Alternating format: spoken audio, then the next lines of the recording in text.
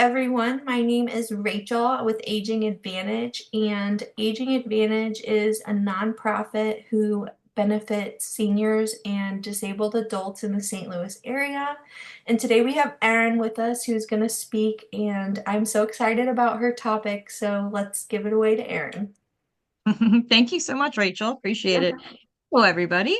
I'm Erin Dwyer Bush with Senior Care Authority, and I'm a licensed speech language pathologist. I'm a certified senior advisor, car fit technician. I love to learn, but my passion is the driving topic, this hard, sensitive topic of the driving issue, when to retire from driving, and are there things you can do to stay a safe driver longer, which there are. So that's what I'm going to be talking about today. So our presentation is called A Safe Drive Through the Aging Process. We're going to go through some slides here. And I'm going to say this over and over again, that self-awareness is the key. So when should I stop driving? Is it a certain age? Is it when I get diagnosed with Alzheimer's? No, it's not a certain age. It's not a certain diagnosis. Everybody progresses through diseases differently. And age is just a number. So you could have somebody that has had a massive stroke and is 57 years old that shouldn't be driving because they're not safe to, they're not making good decisions. And you could have an 86-year-old that is cognitively doing just fine and motorically can move the steering wheel and they're good to go. So it's not age, it's not diagnoses, it's self-awareness and skill. That's the key. So drivers who can accurately check their fitness to drive and can adjust their driving habits can stay safe on the road. If you're oblivious to the changes to your body, to your cognition, your health, that's when you might need somebody else to help you with this decision, which is a very difficult decision to make. People always say, well, how are younger drivers safer? Well, they're not. Distracted driving is distracted driving. So if you're trying to do multiple things at once while you're driving, that's not a good thing. Driving is an executive function, so it involves executive functioning. So you need to pay attention to the task at hand, which is driving. So, hands on the steering wheel, looking at the road, checking your speed. You shouldn't be on the phone and drinking and, eating. All of that's distracted driving. If you are trying to figure out how to get the radio station to play your podcast and, fiddle with your phone, well, you're not putting your full attention to driving. So being younger doesn't necessarily make you a safer driver because distracted driving is distracted driving. But a younger person usually has quicker reflexes. So the ability to maybe rebound quicker when something happens. And so we're going to be looking at some of the statistics. So in a two-car fatal collision where one driver is 70 years old or older, the older driver is 3.5 times more likely to be killed in that accident. Again, it doesn't matter whose fault it was. This is just in an accident scenario. The older driver is 3.5 times more likely to be killed. Younger drivers just tend to bounce back. This is a true story that happened in Pennsylvania. There were two older women who were that lived in an apartment building together, and they were driving in the morning. And they were unfortunately both killed in the crash where a young driver who was at fault, so the younger driver, Robert was only 24, he crossed the center line and hit a front end collision with these poor older women. And they were doing everything right. They were just driving in their lane, minding their own business. And the younger driver, Robert, who was at fault, walked away. And unfortunately, the two older drivers, Mary Ellen, who was 74, and Emma, who was 83, both died, unfortunately, after this accident. So again, it just shows the frailty sometimes when we get older. Even if it wasn't your fault, you still have more susceptibility. Drivers 85 and older are 9 times more likely to, I have something in the way here. Let me see if I can move that. There we go. More likely to die in a crash. Warning signs of diminishing skills. So these are things that we look for when people say, well, how do I know if I should stop driving? Or how should I know if my dad or spouse should stop driving? Well, if you're seeing these things, this is some of the warning signs or red flags. If you're seeing abrupt lane changes, people are just changing lanes, you're not using signal, you're just all of a sudden, boop, you're over in the other lane. Excessive braking, riding the brake, just abrupt acceleration where it's not smooth anymore. Those are some warning signs of diminishing driving skills. More frequent close calls where you're, oof, I almost hit that building or took out that, mailbox. Dents or scrapes on the car, dents on the garage door, curbs, that kind of thing. Failing to use your turn signal for lane changes, or where you just keep it on the whole time. So it just keeps, going on and you haven't realized that it's been on the whole time. If you don't turn off your turn signal, somebody's not going to know when you're going to need to turn if you do it all. Drifting into other lanes, that's obviously not a safe thing to do. And then driving too slowly. I had a gentleman that prided himself on driving 30 miles per hour maximum on the highway. And that is actually illegally slow. And I had to explain to him that the other cars on the highway are already going 60, 65, 70, 75 or more miles per hour. And if you're trying to merge at like 20, 25, or 30, that is dangerously slow and it's also illegal. So there is such a thing as driving too slowly.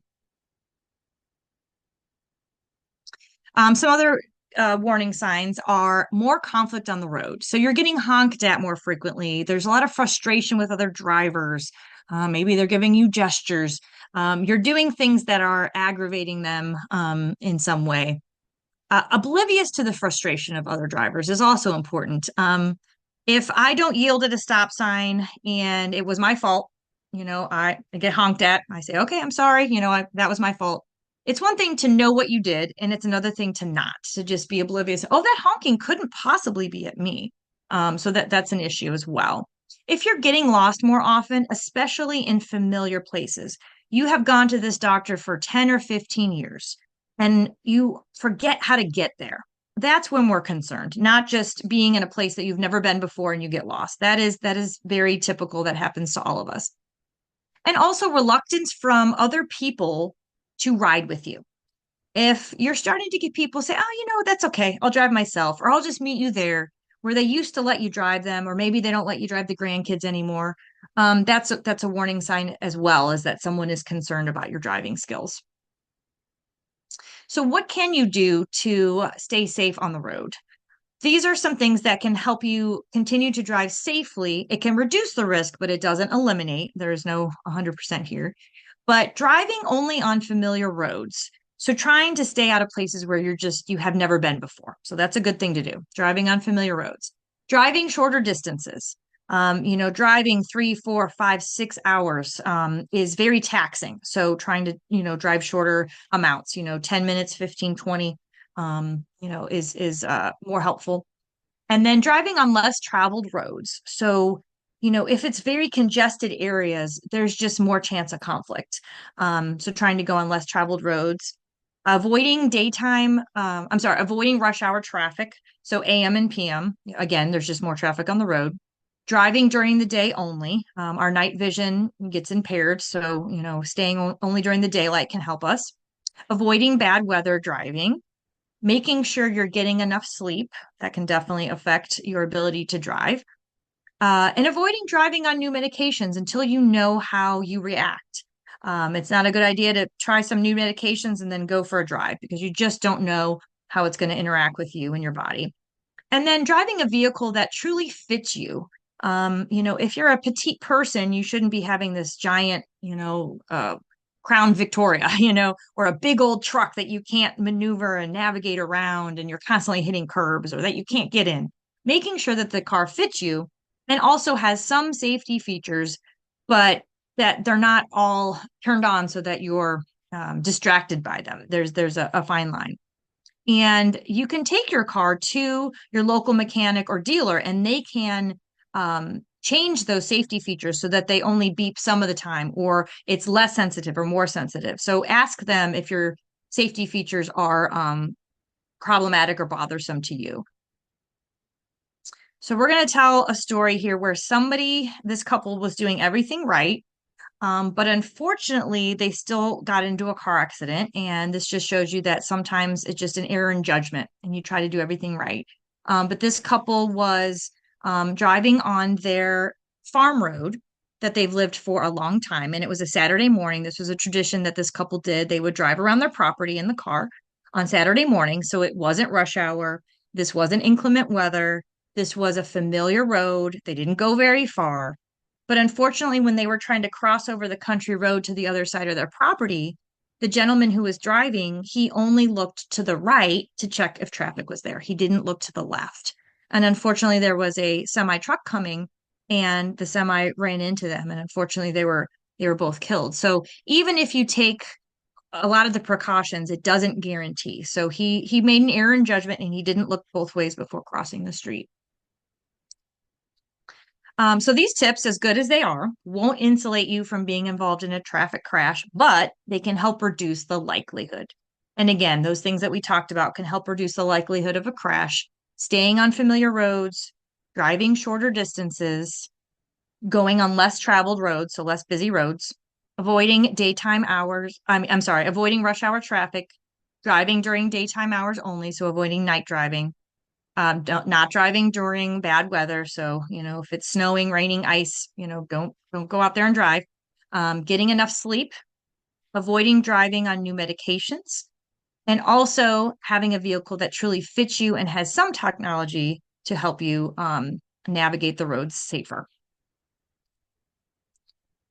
Older drivers, they tend to be better historians than they are visionaries. So you might hear people tell you, oh, I've been driving for 65 years and I've never had an accident.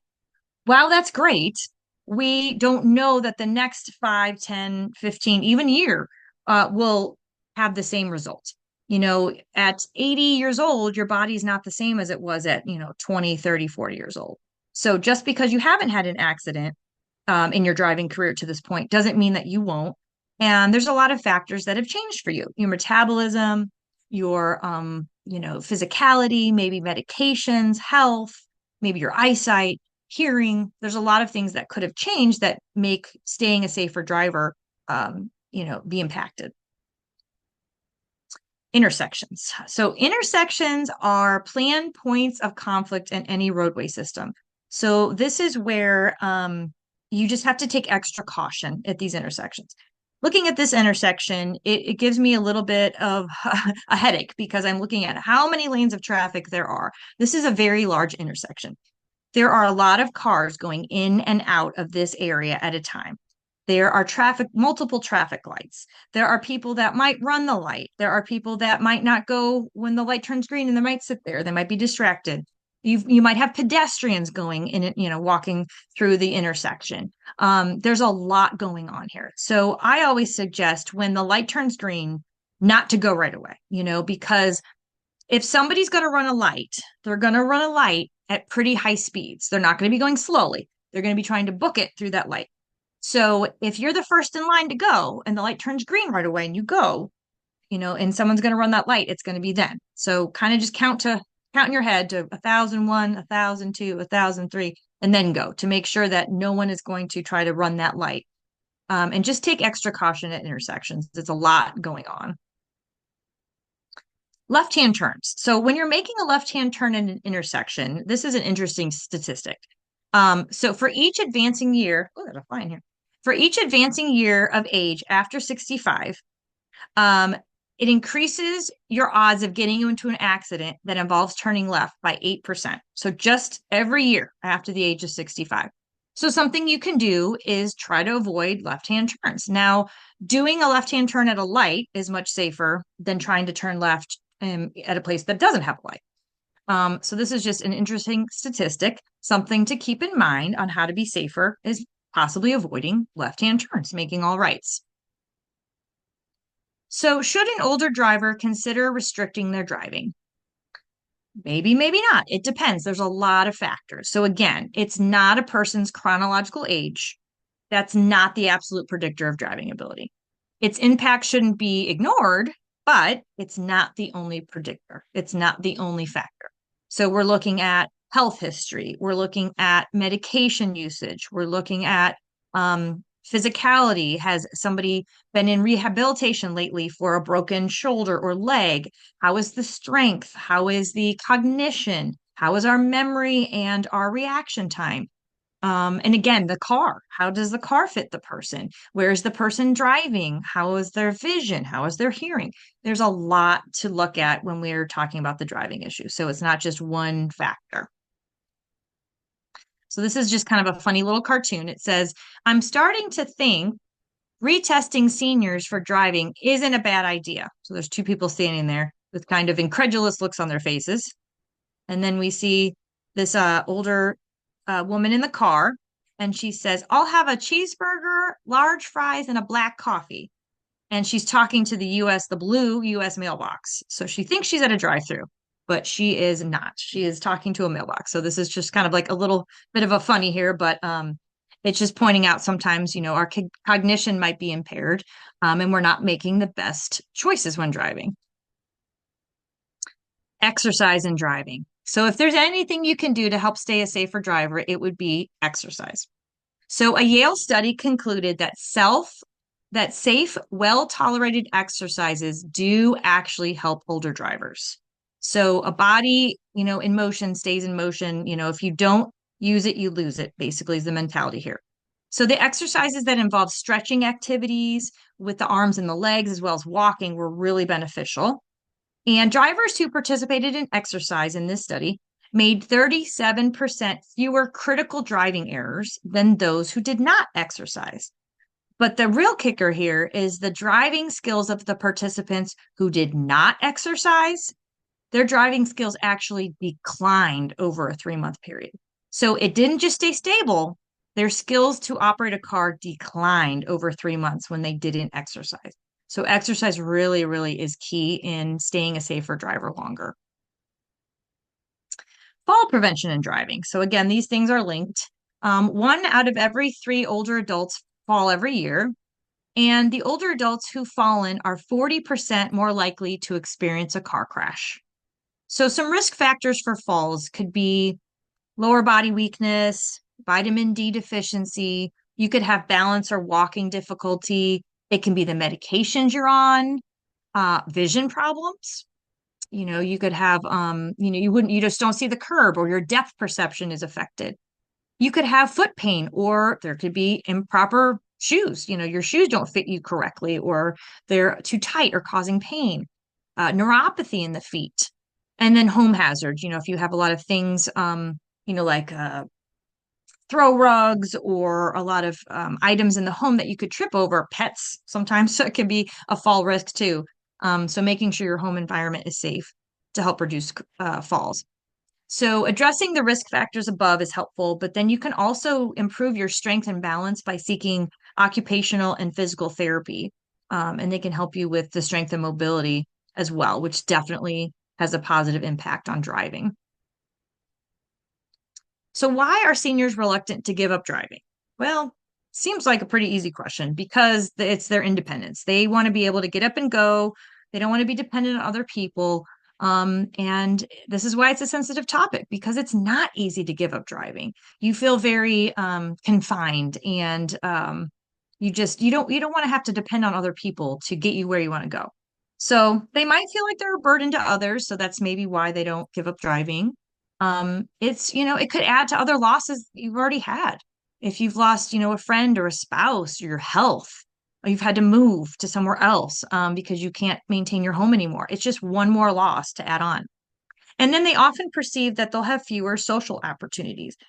I've actually seen that it actually can increase your social opportunities. So if you're not driving at rush hour because of the traffic, if you're not driving because it's raining, if you're not driving at night because of your vision, you're already giving up some opportunities as well. And having somebody pick you up and take you can actually increase the number of opportunities you have. So who cares if it's raining? If you're going to get a ride, you can be dropped off at the door. And, it gets dark pretty early during the winter, 4:15, 4:30. So that's several hours during the night that you may not be able to go do things. But if you have a driver or you have a friend take you, then you can still go to those things. So it opens up the social opportunities, actually. So what can you do? You can attend a mature driver class, AARP, or Missouri Driving School. You can ask your doctor what he or she thinks and what things you can do medically and health-wise. listening to the concerns of your friends or family. 99% of the time, they really have your best interest at heart and they just want you to be safe. So, listening to them and their concerns, keeping up the exercise or starting exercising if you haven't been exercising, starting now, it's never too late. And then engaging in brain stimulating activities, being social, learning new things is very, very helpful. Even just, if you're right-handed, writing with your left hand, that works a different part of your brain. Picking up a new language is very helpful, that it triggers new neural pathways. And learning a new hobby is also a great thing to do. And begin planning now for alternative ways of meeting your transportation needs. So thinking about it now before the decision to give up driving occurs. Just thinking about, okay, well, if I do need to go to the doctor, who's going to take me? Am I going to have to hire somebody? Is it going to be my daughter? Is it going to be a friend? And where are you going? What are your transportation needs now? And what do you think they'll be in the future?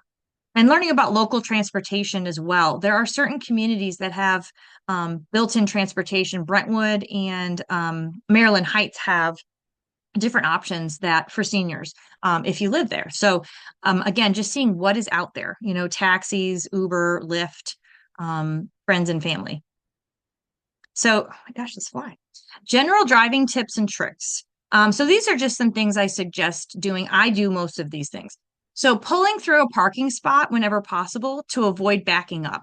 So then you can just pull through. You don't have to worry about being able to look behind you. Is there anybody there? Is there a cart? And then also making sure you can see the bottom of the tires of the car in front of you when you're stopped. You want to make sure you leave enough room between your car and the car in front of you. So in case there's an emergency, something happens, there's a safety issue, you can get out of there quickly. And I think I missed my, oops, there we go. Only make left turns at lights when possible. Again, we are talking about intersections and how dangerous they can be, and also the statistics with turning left. So turning left on a busy road where there's no light, it's safer just to go right and go around, or find where there's a light and turn left at the light. Also, adding convex or oversized mirrors can reduce or eliminate blind spots completely. Backup cameras are great. So if you have an older car that doesn't have a backup camera, those can be pretty easily installed, and then you can see behind you as well. And then, like I talked about, when you are at an intersection and the light turns green, not going right away, counting 2 to 3 seconds before proceeding through that green light to make sure that no one is going to run that light and possibly run into you. So we have this thing called the family driving agreement, and anyone can draw one up, but this is basically just saying, family, friends, as I'm going through the aging process, there could become a day when I shouldn't be driving, when the safety is outweighed by the risk. So things that are going on with me cognitively or physically. And when I can no longer safely drive, I'm going to trust and insert a name to be able to tell me. So you would put down the name of a trusted friend or relative that when they're like, hey, you know what? It really is time for you to give up driving because of XYZ. I've watched you, progress through the years, and I just really think it's safest if you give up driving. That if there's that trusted friend or relative, that you'll listen to them. So again, this is just between you and your friend or family. This isn't anything public, but it's just something to help with deciding when to retire from driving. And the key to a successful retirement from driving is directly equivalent to your ability to find and implement practical transportation alternatives. So it is about planning. So it's never too early to plan. So thinking about this, well, when I give up driving, if we live long enough, we're going to reach the point where we have to give up driving. So right now, the statistics are that we're outliving our ability to drive safely by 7 to 10 years. So if you live long enough, your body and your mind just won't keep up with the demands of driving. So just thinking about it now, how will I get around town? Where do I need to go? Who's going to take me where? Just starting to have those conversations will really help you when the time comes to retire from driving. It won't be quite as cumbersome. And I love these two ladies here. We have kind of a grumpy one, and then we have a lady that is smiling. And it's a Henry Ford quote. Whether you think you can or think you can't, you're probably right. So if you think it's going to be impossible to give up driving, you couldn't imagine a life where you can't drive anymore. Well, that's your reality. That's what you're going to think. And it's going to be hard then. And if you think, you know what, it's not so bad. I can do this. I have friends, I have family, I have support. There are technologies, there are ride services that can help me. And guess what? Now I get to ride with somebody. I get to talk to somebody. Maybe we'll go make a day of it, running errands or having a meal. So putting it in a more positive light can help you with this difficult decision as well. So the program that we have is called Beyond Driving with Dignity, and we do an enhanced self-assessment. So we're looking at not only your ability to drive, but also your problem-solving skills, your memory, your health history, what kind of support you have in the home. And we really walk you through this difficult decision to retire from driving or not. And we're there just to help you. We're not going to take the keys away from you, but we help you come to that decision whether to retire the keys or not in a very dignified, patient manner. So if you only learn two things today from the presentation, I would want you to take away that, again, giving up driving has nothing to do with a numerical age per se. It's not when you hit a certain age, you have to stop driving. It is about skill and self-awareness. So it's not about age or diagnoses. It's about skill and self-awareness. That's the first thing about when to retire from driving. But also, it's just the danger of intersections. If you can't go, if you can't make a left at a light, make rights, go around. Not going right away when the light turns green. Intersections are planned points of conflict. So they are very dangerous. There's a lot going on. So just take extra caution at intersections. So those are the two takeaways I would want you guys to learn from this presentation. And I just thank you for your attention and walking through this with me. The driving issue and driving safety are my passion. And I want everyone to be safe out there on the road. And I thank you for being here with me today. Well, thank you so much, Erin. It was a really interesting topic to learn about, and to the facts that you have are awesome too. Lots of statistics. Yes, Yeah. lots of statistics. That's awesome. Well, do we have any questions? Well, I had wanted to comment. First of all, thank you so much. That was very, very informative. Really appreciate that because it kind of made me start thinking, do I need my keys taken? There are certain times when I'm like, uh-oh, my kids are going to tattle on me. They always say, my kids and my husband, like, this lady cannot drive.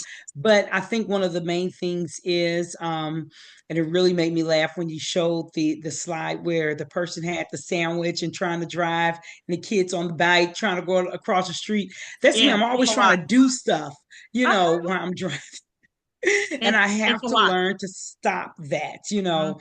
I believe there may even be some type of rule or something in place that if you're caught with by the police in certain areas having your cell phone in your hand or just something distracting, you can get a ticket. And Ticket, when I correct. found that Yeah. out, I'm like, oh my, Hmm. I Yeah, have to really Illinois has say, been hands-free for a long time. Yes, If oh really. my sister used to really? live in Chicago and she'd be like, I'm getting on the road, I have to put you on my Bluetooth because if I'm caught with the phone, I'll get pulled over, and that's, yeah. So that is very true. And it's Yeah. Which, I safety mean, though, it is a good thing. Yeah, it yes is a it good thing because we is. don't want distracted drivers. But Don't that's the we thing. It's like don't. it's not age. I mean, anyone can be a distracted Yes, driver. yeah, So, yeah. and that's what I want to let them know. Like, I'm not trying to be a bully and say, oh, old people are bad drivers. It's like, no, no, no, no, Right, no. nope. That's not what I'm saying. Yep, not Distracted at all. driving is distracted driving. Yep, So, that's it. not a good thing. Absolutely. That's it. Absolutely. And so, Aaron, I know today you presented for us, just sharing with us, but is this something that you do, like if somebody, because I noticed you put your information up on the screen, which is great. So, in what cases or instances do you think people should utilize your information, give you a call or something to have certain questions Mhm. or concerns or something? Sure, sure. And I love to do the educational presentations. So I can do them for families that are wondering, should Mhm. mom or dad be retiring or should grandma be retiring from driving? But I've Okay. also done it for seniors themselves. So I've a couple independent livings had me come Okay. because sometimes it's the senior themselves or like they have a spouse and they're like, see, I told you, honey, you do this, you know, so that kind of thing. But in terms of yes, of me actually coming out and doing the actual Beyond Driving with Dignity session. Okay. I mean, I get doctors that call me and say, I think I have a patient that needs you, or, you Okay. know, it's most of the time it's not the senior themselves. I've only had two Mm. seniors actually call about themselves. It's usually the spouse or the adult kids Somebody else. that, yes, they don't want to handle the driving topic. And I understand that. I Mm. completely understand that. And I tell them, that's why I do this because I want the daughter to stay the daughter. I want the spouse to stay the spouse. I also want the doctor to stay the doctor. So if you have a relationship and all of a sudden the doctor says, you know what, you shouldn't be driving anymore. I'm revoking your license. I mean, how do you think that's going to go over? It's not going to go over too well. And they're going to say, well, doctor, you never saw me drive. I was in the office for Mm. 10 minutes. How can you judge that? Well, guess what? I've been with you for 2.5 or 3 hours. We've been in your own vehicle. We've been on your familiar roads because I come to you. So they take it a little bit better. Plus, if they do get mad at me, well, that's fine. I can be the bad guy, but I want you to still have a relationship with your daughter or your spouse or your doctor. Yes. So I That's want to take great. the heat off of them. That's great. That's really great. Because prior to meeting you, like I told you, that they're like, that is so neat. I've never even thought of anything like that, you know, and it is a very difficult topic for families, for people, when you're anytime that an elderly person, especially elders, have to lose some of their independence. It's Yeah. like, okay, I may be, I don't know, a certain age, past retirement, but I still do my own grocery shopping. Right. I walk Right. every day, you know, I do 2 miles a day, you know, just different things. And Hmm. yeah, you may be still healthy in those areas, but then it may be a different area because maybe now your hearing is, you know, fading, or your Right. eyesight isn't as strong as it used to be. So walking around your neighborhood, you know how your neighborhood is, or even your own home, you Right. typically know where those things are. So it's not so difficult. But when it's on the road that you don't, okay, yeah, I've been going to the same doctor for 20, 30 years, but how often are you going to the doctor? Right. Once a month, once a year, once every couple Right. of months. So the roads and things, or the way that you go, may not be, you know, so familiar at that point, because as we know, it's construction all the time somewhere. Yes. Something is Yep. building, something is Yep. torn down. So yeah, you may need this reiteration of, okay, maybe though it just may not be the good time for you, you know. So I think Exactly. it's a great, great, great, great thing that you're doing. um Okay. Do too. Most definitely appreciate you 120%. I love doing it. People are like, you're crazy. You get in the car with seniors. I'm like, I know, but like, who else is gonna do it though? Like, it's I an important thing. know. I had a heartbreaking. There was a 57-year-old with advanced Alzheimer's who Uh-huh. has severe aphasia, and she's got a high schooler. Mm. And because I reevaluate, so I'll come out, and if the person Okay. passes, I'll come back out at no extra cost again because a Okay. lot can change, with the diagnosis. She was so young, though, I was surprised it advanced so quickly. But I was out there in August, and then I just went out there last week, and oh boy, her cognition. And then we talked about, her aphasia. So if she did get pulled over by the police and she was trying to explain something, the police are probably going to think she's drunk because she's so Mm. young, you're not going to expect her to have that advanced of Alzheimer's. And so when she Yeah. tries to talk, she'll say yes for no. And so we had to problem solve through that and say, even if you can get from your house to the store and back, what if somebody hits you? And then they try to blame it on you, and you try to get out of the car and you're talking gibberish. And the police is like, oh, you're drunk. Yep. And then I even said, what would you do if you got into an accident? And she said, call. And she picked up the phone. I said, well, show me what you would call. And she pulled up her favorites. And I said, well, what if your husband didn't answer? She couldn't dial 911. She couldn't think her way through. And so Mm. she probably would be, Understood. quote, okay to operate a vehicle because she had a very safe car, very like technologically advanced car. But I'm like, it's that chance if something happens, if a road is blocked and you have to go a different way and you can't problem solve through that. Or there's an injury to another vehicle and you can't call the police because you can't think your way through it. Or if you did get the police, you cannot talk. You have aphasia. Yeah. They're gonna, they're gonna be like, what are you saying? And they're gonna give up. Right. So unfortunately, that 57-year-old can no longer drive a car. And it's Wow. debilitating, but it's Yeah. also a safety thing. And so her husband's like, you know Right. what? We have a lot of friends and family. We'll be okay. Okay, well, But great.